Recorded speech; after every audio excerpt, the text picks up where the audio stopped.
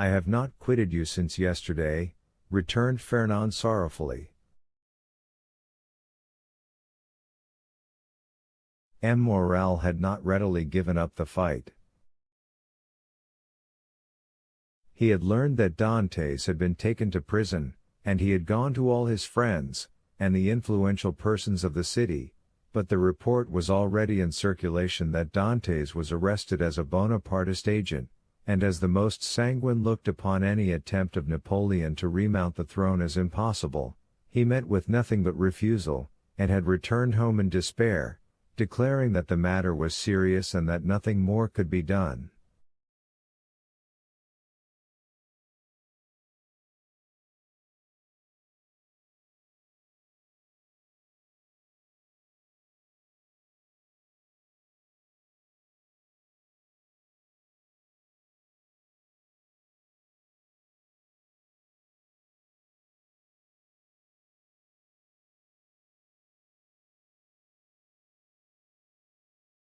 Caderousse was equally restless and uneasy, but instead of seeking, like M. Morel, to aid Dantes, he had shut himself up with 2 bottles of black currant brandy, in the hope of drowning reflection.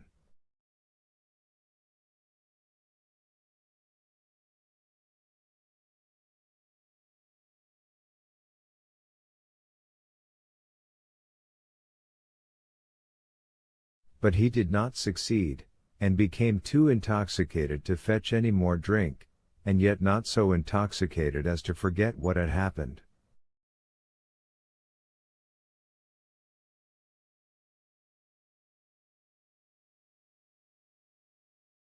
With his elbows on the table he sat between the 2 empty bottles, while spectres danced in the light of the unsnuffed candle, spectres such as Hoffmann strews over his punch-drenched pages, like black, fantastic dust.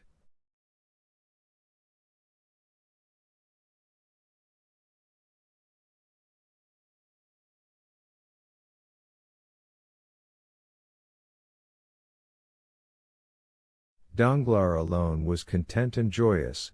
He had got rid of an enemy and made his own situation on the Pharaon secure.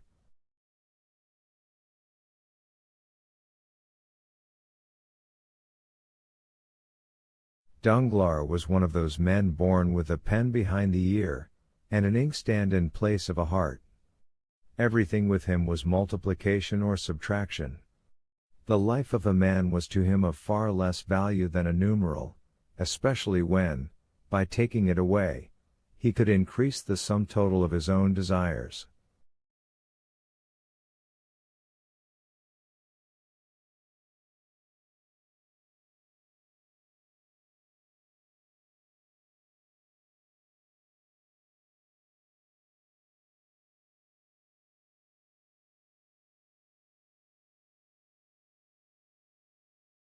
He went to bed at his usual hour, and slept in peace.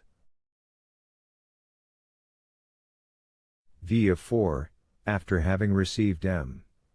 de Salvieu's letter, embraced Renée, kissed the Marquise's hand, and shaken that of the Marquis, started for Paris along the Aix road.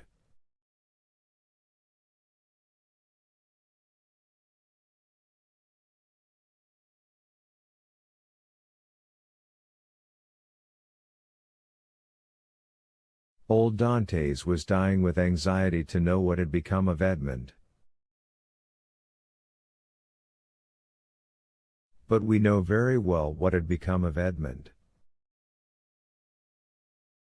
Chapter 10. The King's Closet at the Tuileries.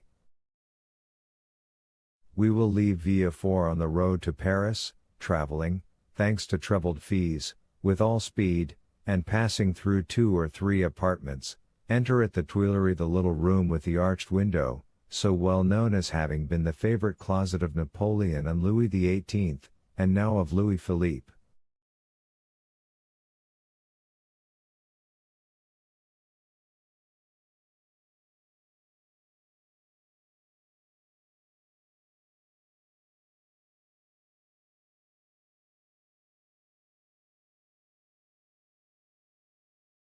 There, seated before a walnut table he had brought with him from Hartwell, and to which, from one of those fancies not uncommon to great people, he was particularly attached, the king, Louis XVIII, was carelessly listening to a man of 50 or 52 years of age, with grey hair, aristocratic bearing, and exceedingly gentlemanly attire, and meanwhile making a marginal note in a volume of Gryphius's rather inaccurate, but much sought after, edition of Horace, a work which was much indebted to the sagacious observations of the philosophical monarch.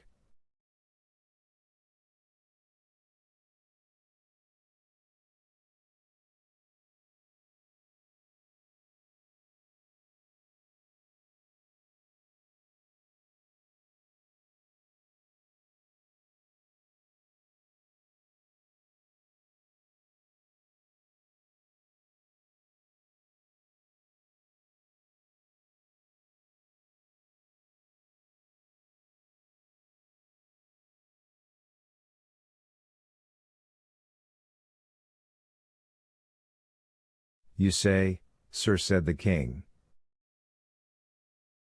that I am exceedingly disquieted, sire. Really, have you had a vision of the 7 fat kine and the 7 lean kine? No, sire, for that would only betoken for us 7 years of plenty and 7 years of scarcity, and with a king as full of foresight as your majesty, scarcity is not a thing to be feared.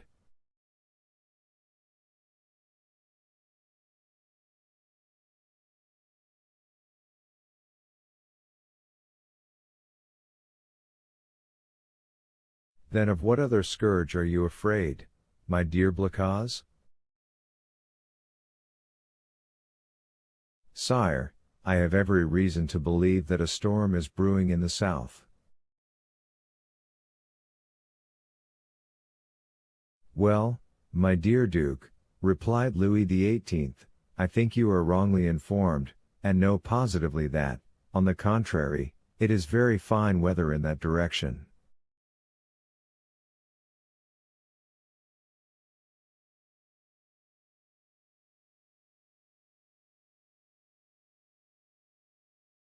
Man of ability as he was, Louis XVIII liked a pleasant jest.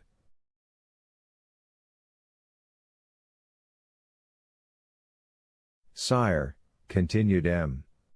de Blacas, if it only be to reassure a faithful servant, will your majesty send into Languedoc, Provence, and Dauphine, trusty men, who will bring you back a faithful report as to the feeling in these 3 provinces?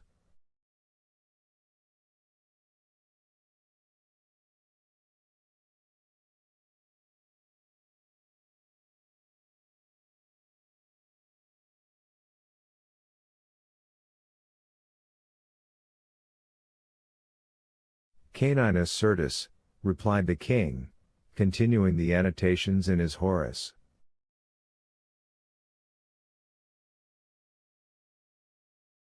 Sire, replied the courtier, laughing, in order that he might seem to comprehend the quotation, your majesty may be perfectly right in relying on the good feeling of France, but I fear I am not altogether wrong in dreading some desperate attempt.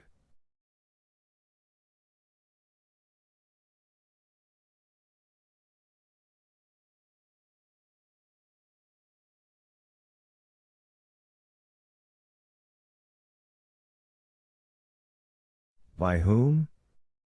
By Bonaparte, or, at least, by his adherents. My dear Blacas, said the king, you with your alarms prevent me from working.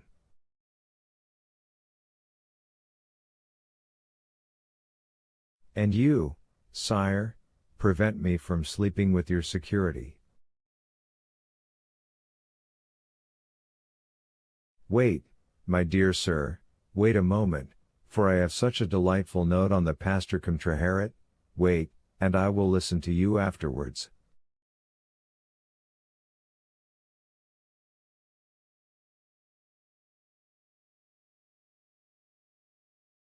There was a brief pause, during which Louis XVIII wrote, in a hand as small as possible, another note on the margin of his Horace, and then looking at the Duke with the air of a man who thinks he has an idea of his own, while he is only commenting upon the idea of another, said, "Go on, my dear Duke, go on, I listen."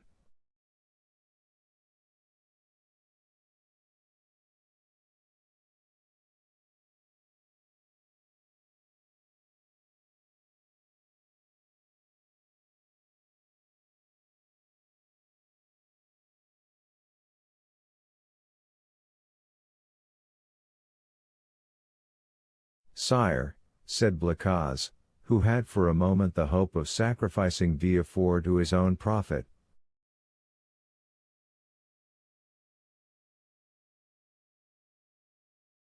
"I am compelled to tell you that these are not mere rumors destitute of foundation which thus disquiet me, but a serious-minded man, deserving all my confidence, and charged by me to watch over the South." The Duke hesitated as he pronounced these words, "has arrived by post to tell me that a great peril threatens the king, and so I hasten to you, sire."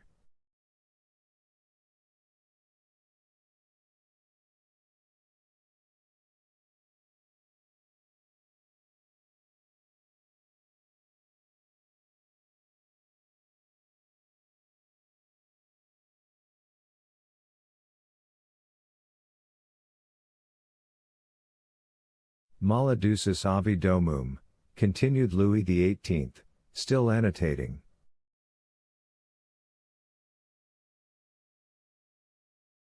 "Does your Majesty wish me to drop the subject?" "By no means, my dear Duke, but just stretch out your hand." "Which?" "Whichever you please, there to the left." "Here, sire?" "I tell you to the left, and you are looking to the right, I mean on my left, yes, there. You will find yesterday's report of the Minister of Police. But here is M. Dondra himself," and M. Dondra, announced by the Chamberlain in waiting, entered.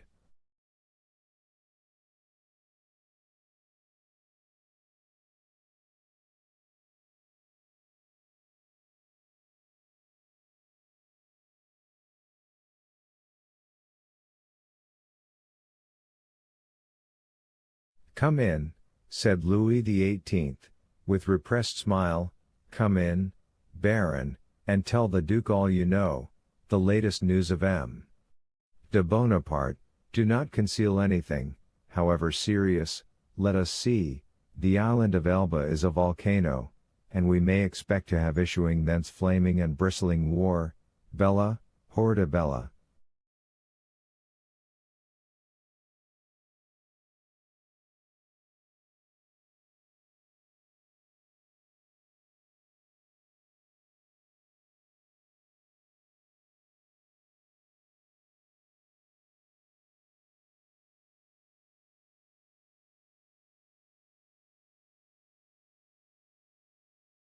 M. Dondra leaned very respectfully on the back of a chair with his two hands, and said,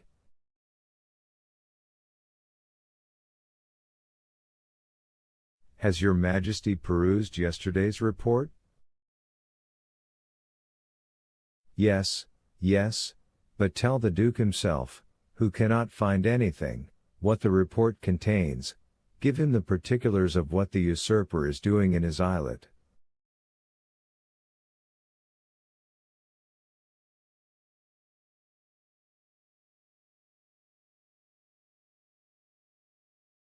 "Monsieur," said the Baron to the Duke, "all the servants of His Majesty must approve of the latest intelligence which we have from the island of Elba."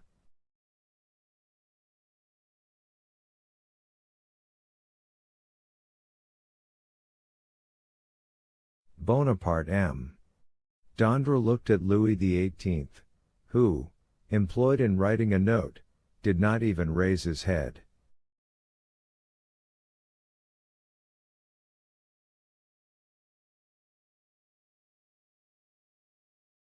"Bonaparte," continued the Baron, "is mortally wearied, and passes whole days in watching his miners at work at Porto Longon.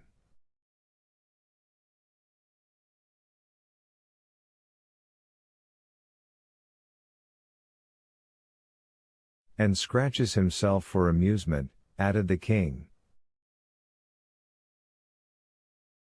Scratches himself? Inquired the duke. What does your majesty mean?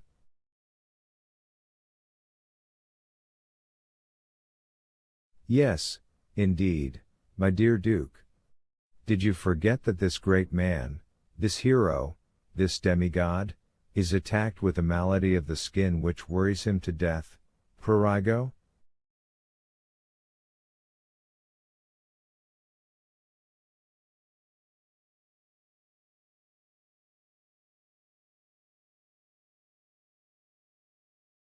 And, moreover, my dear duke, continued the Minister of Police, we are almost assured that, in a very short time, the usurper will be insane.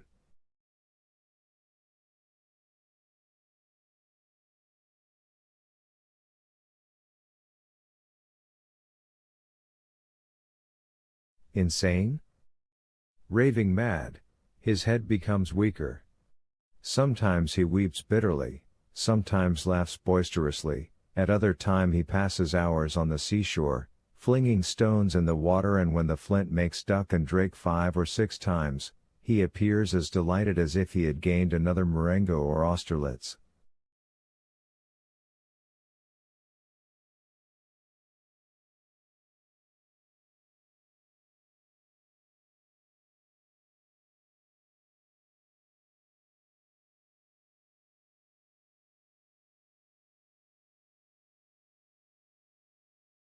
Now, you must agree that these are indubitable symptoms of insanity.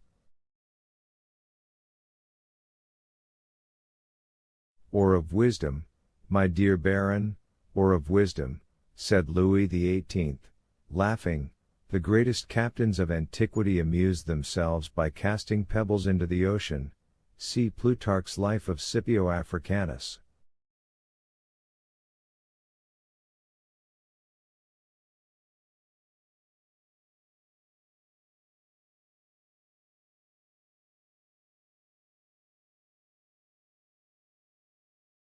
M. de Blacas pondered deeply between the confident monarch and the truthful minister.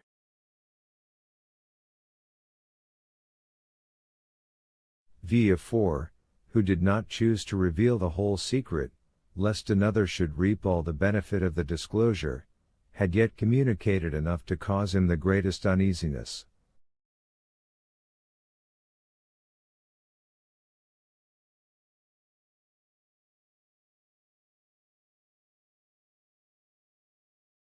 Well, Dondra, said Louis XVIII, Blacas is not yet convinced. Let us proceed, therefore, to the usurper's conversion.